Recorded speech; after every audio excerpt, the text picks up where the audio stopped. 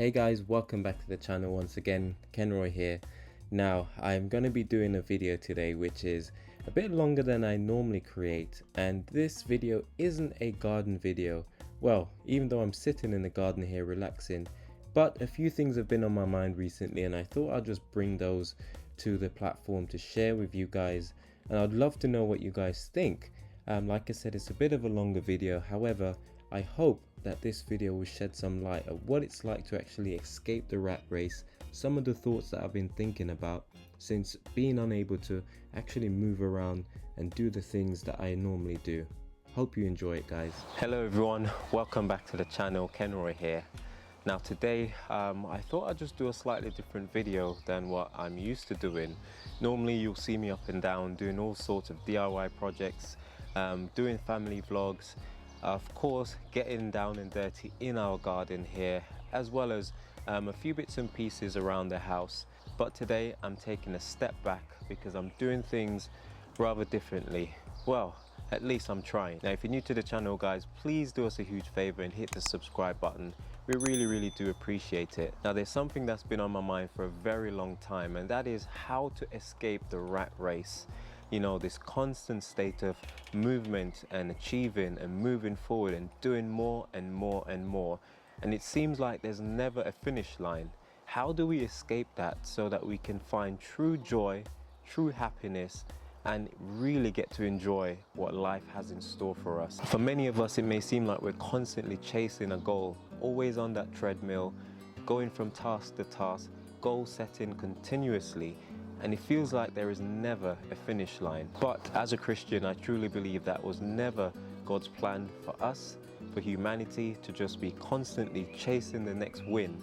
And you end up forgetting what life is all about, and you end up missing so many amazing opportunities where you can truly enjoy life and all the joys that that brings. And it got me thinking, what if I was to tell you that there is a way to enjoy life? You know, step off of that treadmill, step off of that worrying machine, thinking about the next task and the next thing that you need to achieve, and actually to prioritize that quality time with yourself, with God, and perhaps even with your family, where you don't have to chase the almighty dollar and the pounds and the cents, but you truly get to be where you are and just really enjoy that. So I think what's important guys is the first thing that we have to do is look at what this rat race really is. Now the rat race is simply a constant pursuit of the next goal, the next achievement, the next big win, or perhaps a new promotion wherever you're working. Now it also means sacrificing some of the things that are most important to us, and I know from experience, things such as your faith, your family, your friends, and of course your health. And I'm currently in a situation right now where it's way too familiar, where my health has taken a bit of a hit, of no fault but my own. Working really hard, trying to get by, trying to make ends meet. You can sometimes forget that we are very frail as human beings and our bodies aren't, you know, indestructible. And so poor self-care and poor health can really affect us if we're not careful. All of this can be for external validation because, you know, we're thinking and we're fearing that somebody else is watching, especially in the society we now live in where social media means that we share so much more, which I'm not necessarily criticizing. However, we have to be so careful not to let external validation be the be-all and end-all. And the reality is, guys, deep down, many of us feel that sense of yearning for a connection with God, perhaps our families, our husbands, our wives, and we're really looking for something deeper and more meaningful. And running around on the hamster wheel really isn't going to give us that fulfillment. Now today, guys, I'm here sitting in my garden, which wouldn't have happened, funny enough, unless I got injured. And sometimes, you know, that some disappointments may come at a blessing because it really helps to give you some perspective. And I wouldn't be sitting here right now with my thoughts thinking, how can I improve my life without necessarily being at a detriment to myself? Now I'm listening to the birds here singing, and honestly guys, it's so comforting and just so relaxing. I'm here having a nice refreshing snack, drinking some water, and just really you know, getting in tune with God. And so I thought I'd just share some practical tips and steps of how you can exit that rat race and actually gain control back over your life. Now let's start with the bedrock of what many of us call, the essential for having a good holistic lifestyle. And that is having a relationship with God, making time for Him. And the reality is that in the rat race, guys, prayer and study and making time for God is oftentimes pushed to the side. I'll do it later, I'll do it tomorrow. But in actual fact, that is one of the most important factors when it comes to exiting that rat race and really reconnecting yourself with the Creator. The reality is, guys, it's quite simple.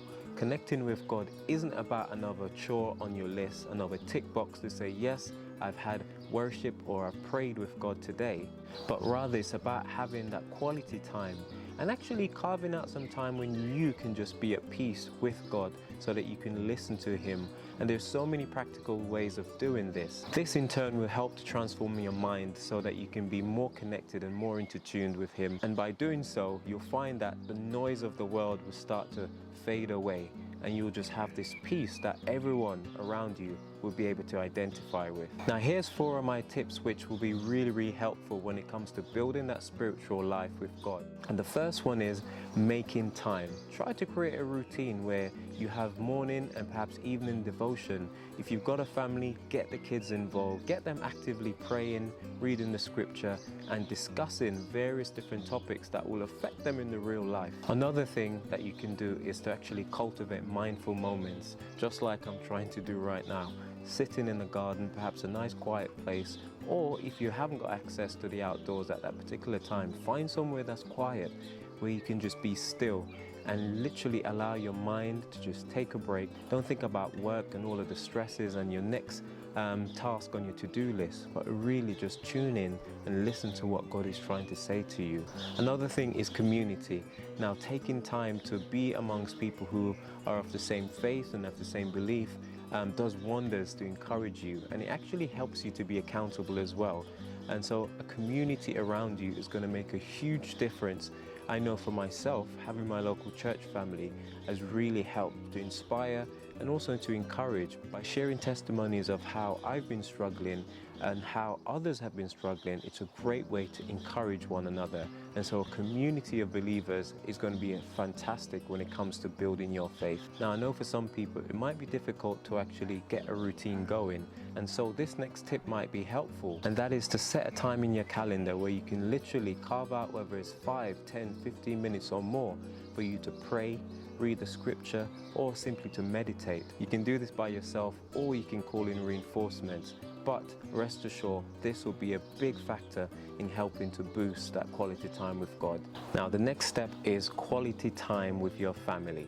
Now, I don't know about you, but how many times have you heard somebody say on their deathbed, I really wish I spent more time in the office, or I really wish that I had more meetings at work. The reality is that on a person's deathbed, one of the things that you hear them say the most is, I wish I had more time with my family.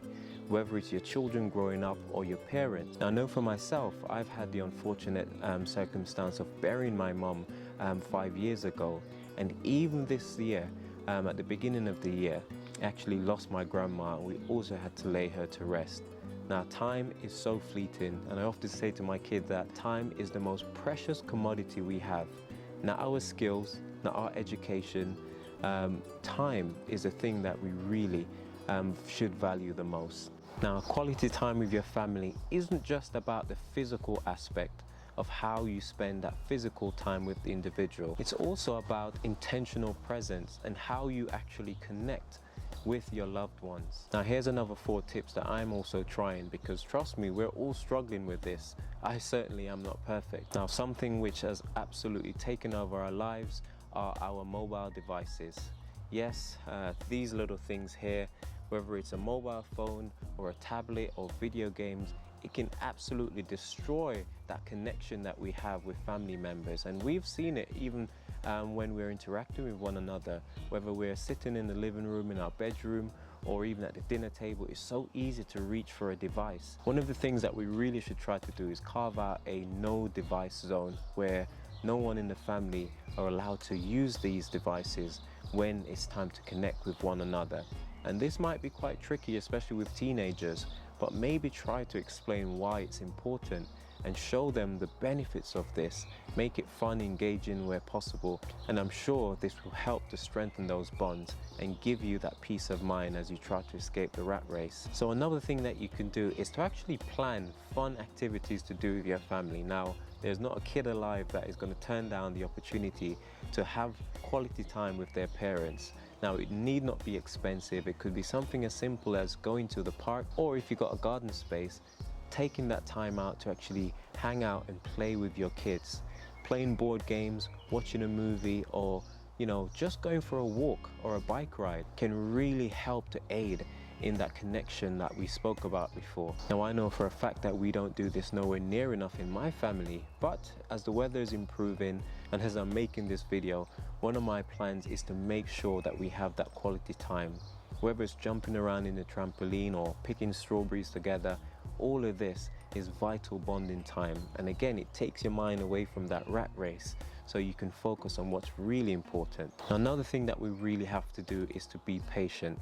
Now, kids can really push your buttons at times, as well as your spouses, I'm sure, but we have to really take the time to be patient. Something my mom always used to say is that we've got 2 ears and we've got 1 mouth, which basically means that we need to listen twice as much as we speak, and that way we'll be able to understand and to be able to communicate effectively. Also, body language and all of the other ways of communication is vitally important. Something like a quick hug when someone least expects it can really bring you closer together. Reading a bedtime story or watching a movie together and sharing a joke and waiting for the laughter to come out of your loved one's mouth is something that is absolutely priceless. All of these interactions in a family helps to build bonds, and again, makes you healthier holistically, and it has the added benefit of helping those loved ones to grow and also to flourish. Lastly, don't wait for those big moments. I know we now live in a society where we see all of these amazing things happening on social media, and we try to replicate them in our families. Sometimes we've been waiting for an eternity for this opportunity to come. But what about the small things? There's a famous quote that says, "Don't let perfection be the enemy of the good." The little moments like sharing a meal together or going for a walk, these things are absolutely priceless. How often do you hold hands and give each other piggyback rides, for example? All of these little moments go hand in hand to create a bond that is so strong that nothing can break.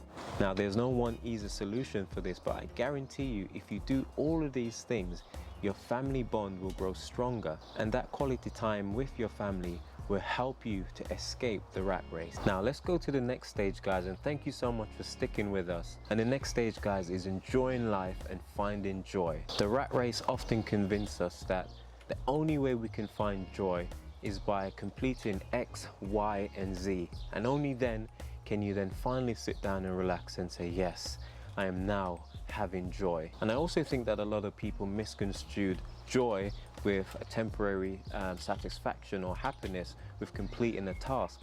But from my experience, especially since going through my injury, now I get it, guys, not everyone watching this is going to be a believer, a Christian, or have any kind of faith whatsoever, but a lot of these principles still apply, and it can help to get you to a place where you can find out what real joy is. Now, through my faith, guys, I've come to learn that joy isn't just a feeling and an emotion, because it's not something that should be able to be stolen from you.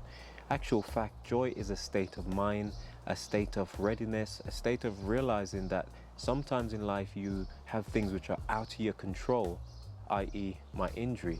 However, it doesn't mean that you cannot enjoy yourself and find that joy which we're all searching for. Now, rediscovering joy is about embracing your current and your present circumstance, living in the moment, and actually finding beauty in every day. Here are a few tips that can really help you to find joy wherever you're at, no matter what. Now, one of the first things that you need to do, and this is pretty simple, and that is find what you're passionate about.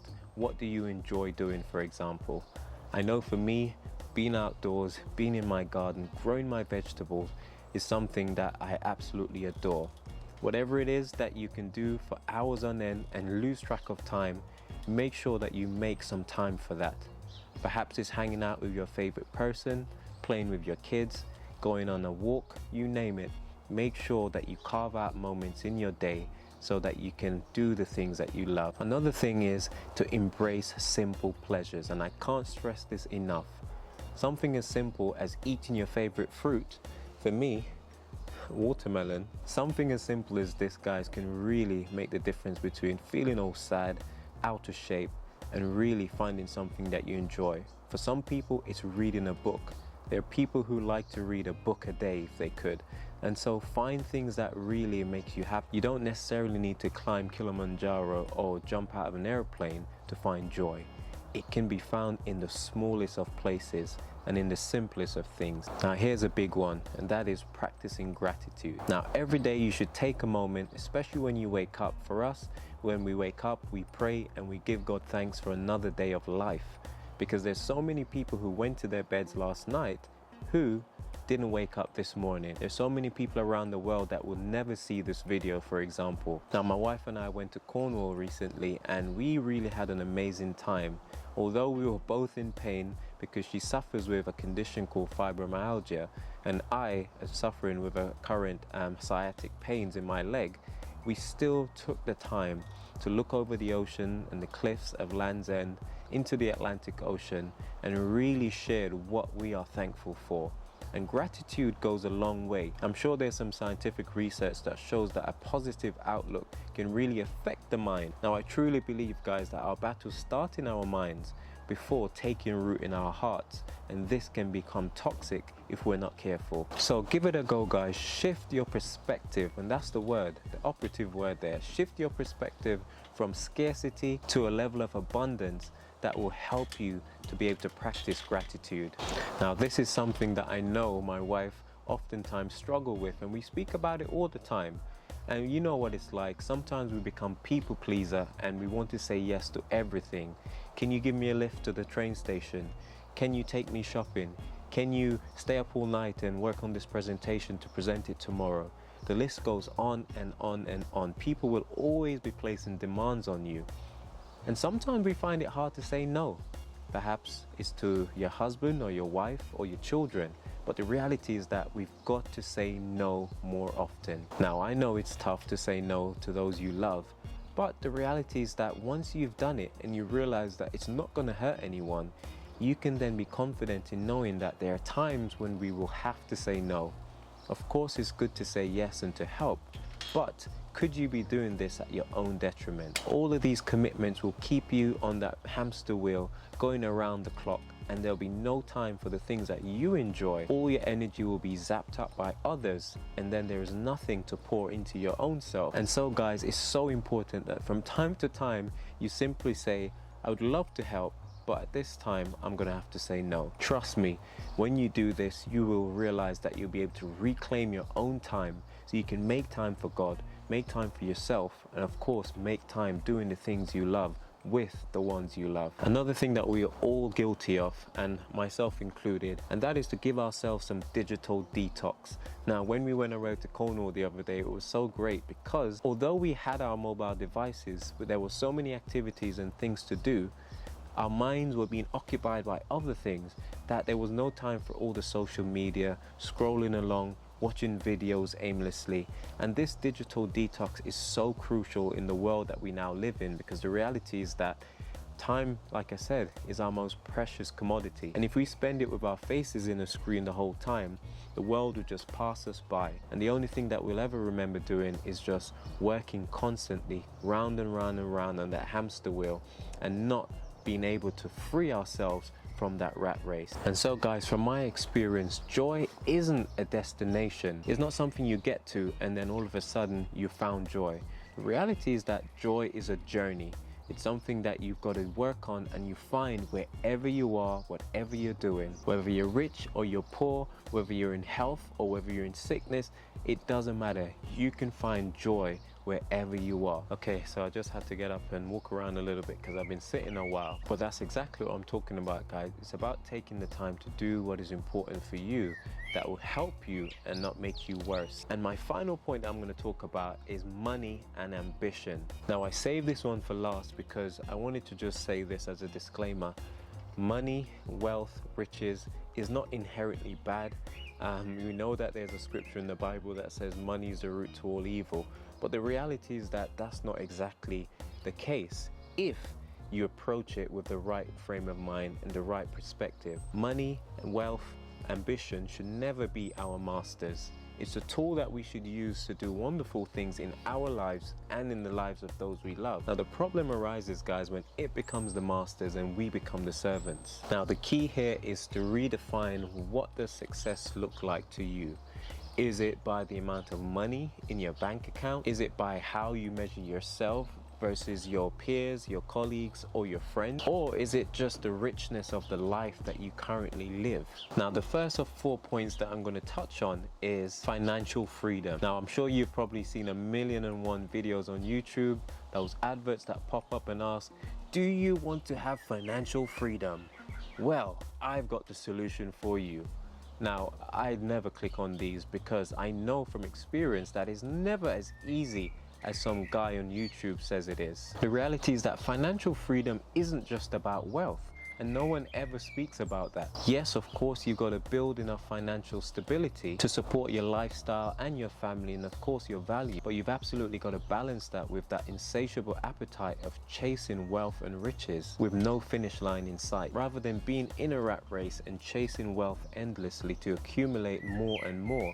Just like some of our billionaire friends, I'm not pointing any fingers here. Why not take a different approach, like budgeting more sensibly, living within your means, trying to save what little you have and being mindful of your spending, you know, being a bit more frugal as opposed to just spending lavishly, thinking that I'll be able to earn and make that money back. Another thing that is so important, and I know I'm speaking to myself right now, and that is to define what is enough. What's truly enough for you in order for you to live a life that is comfortable and to pursue the things which are important to you. Now, bearing in mind, you've also got to be realistic. And a low income salary, I don't expect to be flying off on holiday to the Bahamas every month like I see my neighbors do. However, that doesn't necessarily mean that my lifestyle isn't enough, but it's all about perspective and staying in your lane to make sure you make do with whatever you've got. Now, this leads us nicely onto the next point, and I know you're probably thinking, hold on, Ken, what about ambition? We've been told that we need to aim for the stars, we need to do our best to achieve the best that we can do, and of course, that is true. However, everything needs to be in context. There are many millionaires, and dare I say billionaires, who are not as happy as I am.